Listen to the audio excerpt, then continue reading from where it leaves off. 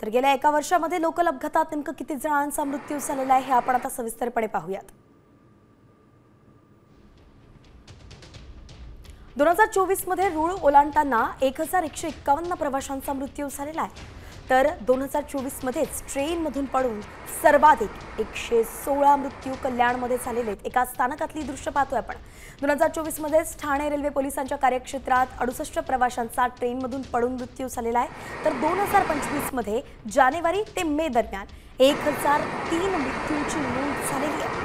507 प्रवाशांचा मृत्यू रूळ ओलांडताना झालाय, तर 250 म्हणजे 250 प्रवाशांचा मृत्यू हा ट्रेनमधून पडून झालेला आहे। अतिशय धक्कादायक अशी ही आकडेवारी आहे। आपण पाहतोय की गेल्या एका वर्षामध्ये खूप जास्त अपघात लोकलमधून झालेले, काही रूळ ओलांडताना झालेले, तर काही ट्रेनमधून पडून झालेले आहेत। अनेकदा अशी दृश्य आपण पाहत असतो, अगदी दर आठवड्याला एक तरी घटना समोर येत असते जेव्हा अशा प्रकारे भीषण प्रवास करताना लोक दिसत असतात।